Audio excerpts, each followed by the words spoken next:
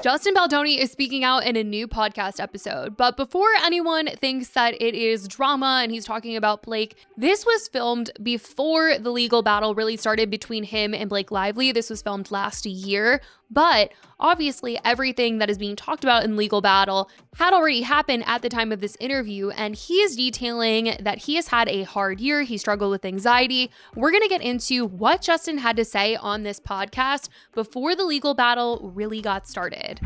So Justin Baldoni was on a podcast recently where he opened up about having a really hard year. Now, before we get into what he said, it's important to note that the host prefaced the episode by saying this was actually recorded last November. So while it's only just being released, it's from a few months back. But at the time, we didn't have all the details about what was really going on in Justin's life, and he didn't seem like he was in a place to go into much detail. But now we know exactly what he's talking about, and it's safe to say things have gotten so much worse for him since this. So let's just get into everything. Like I said, this was a few months ago, back in November, and Justin was already saying that he had been through a rough year. And looking back, it totally makes sense why. At that point, he was just coming off the absolute disaster that was the It Ends With Us press tour. And as we talked about, this was when Blake Lively was getting dragged online for the way that she promoted the movie. People hated her outfits, they thought that she wasn't the right fit for the role, and they just did not love the way that she was promoting the movie as this lighthearted, get your friends, your florals, and come and watch this movie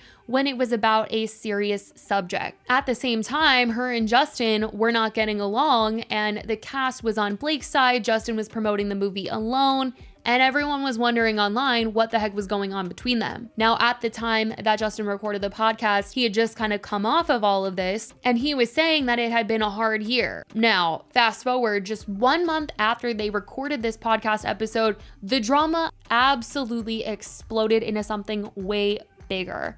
In December, that is when Blake Lively officially filed a complaint against Justin, and then the New York Times published that bombshell article reporting on her complaint.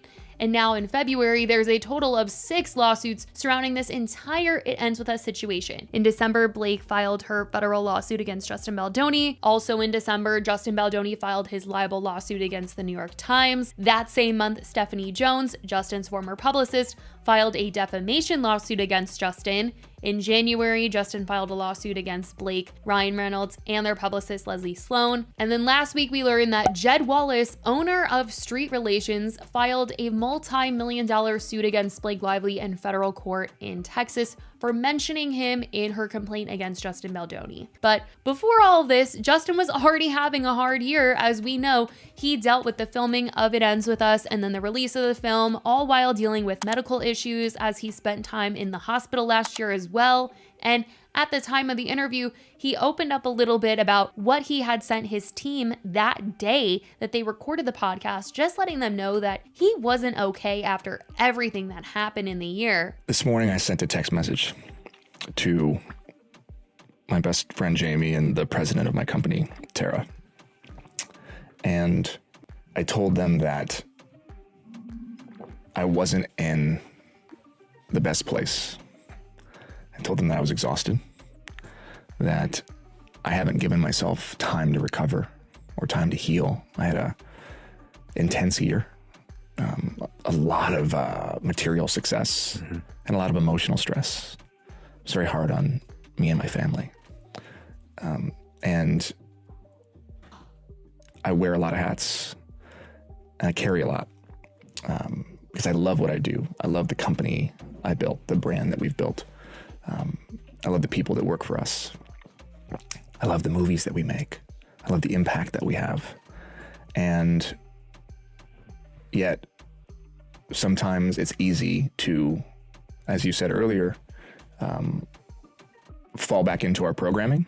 So clearly everything had just really hit him hard, and it's sad that it ended up coming down even harder the following month as the legal battle started and the public became aware of the behind the scenes details of what happened on the set of It Ends With Us. And in the podcast just a month prior, he continued to say that, he had texted his team and said that he hasn't had time to heal from the year and only wants to say yes to things that are of meaning right now. And I sent this text this morning and I just said, I love you both. I just need you to know I'm not in the best place. I woke up at 4:30 this morning. My son's had the flu. I'm not feeling great. My heart was racing. I'm noticing that, I'm having some anxiety. And when I check in with myself, I realize that I just haven't given myself the time to heal from this year that I needed. So let's prioritize our time, and let's make sure that the things that we say yes to are things that we really feel will move the needle forward and can have impact. Looking back, it's just crazy to hear him talk about this, and obviously thinking this was sort of like the end of a really long journey he had been on this year, when in reality, it was only just the beginning. Blake Lively had reportedly taken on a much larger role in the production than initially expected, and while she was hired as the lead actress, it has been reported in Justin's complaint that she overstepped her role and took over the film, and thus made it an extremely hard part of his year navigating that. And now, with all of this bubbling to the surface and seeing Justin talk about how he was feeling last year, people have started digging into Blake's past comments about her involvement in projects beyond acting, and a resurfaced clip from a Forbes summit a few years ago is now making its rounds, where Blake is openly talking about how she doesn't just want to act, she wants to be deeply involved in every aspect of the project she's working on. While at the time this was seen as an empowering statement about taking charge in Hollywood, in light of It Ends With Us, some are now calling it out as proof that she knew what she was doing on the set of It Ends With Us. When I would show up on a set, I knew that they just wanted me to show up and look cute and stand on a little pink sticker where I'm supposed to go and say what I'm supposed to say, but I also knew that that wasn't fulfilling for me, that I wanted to be a part of the storytelling, that I wanted to be a part of the narrative, whether that be in the writing, in the costume design, in creating the character. And sometimes I had directors or producers or writers who would welcome that and invite that once they saw that I was able to offer that. And sometimes I would have people who really resented that because they were like, we just hired you to be an actor. Yet when I went in the meetings, I would just seem like I'm just there to be the actor and ready to get the gig. I wouldn't reveal that I actually need to have authorship in order to feel fulfilled. So I think that for them, sometimes that might have felt like a rug pull, because you're like, you're trying to assert yourself into something that we didn't hire you to do. And so it was a really strange position to be in, because I felt like I don't want to just be an actor. I want to have more authorship.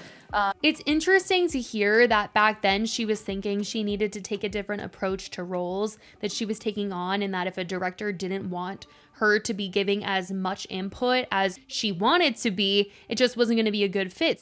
So I think that it's about knowing what I want and what I need, and representing that from the outset. And if people are into that and want to collaborate with me for all I feel like I need to offer and bring to a job, then those are the people I should collaborate with. And if I see that it's people who are, whether this is in business or acting or whatever it is, where it's people who I can see that feels like that's stepping on their territory, that's not going to ultimately be a fulfilling relationship for either one of us. So I think it's about being upfront about knowing what you actually need, versus just trying to get the job, and then once you're in it, sort of revealing the scope of your sort of needs to be fulfilled. So it's interesting, I guess she thought her and Justin could be collaborators, but as it's been reported, it seems she took over more than, he really wanted her to, and that became a real issue between them. And it's really interesting to me, given all the information that's come out about Ryan and Blake, why they don't just make their own movies. She clearly wants all this control over the creative, and I'm confused why she isn't trying to create more like how Margot Robbie's production company made Barbie, and how Sydney Sweeney made Anyone But You. I'm just confused why Blake hasn't wanted to do just that, Sydney executive produced Anyone But You through her own production company, and she also acted in the freaking movie.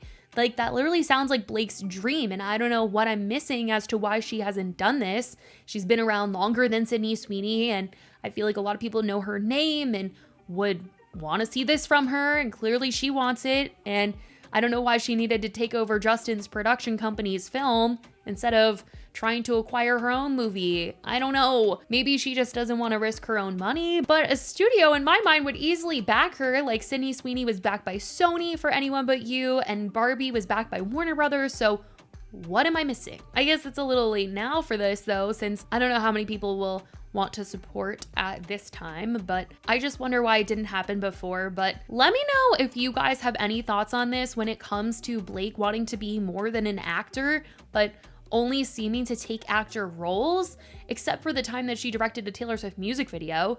But let me know your thoughts on this, and also what Justin had to say on that podcast prior to the legal battle even starting, the fact that he was already saying the year was hard. Let me know your thoughts in the comments. I love you guys so much, and I will talk to you in the next video. Bye, guys.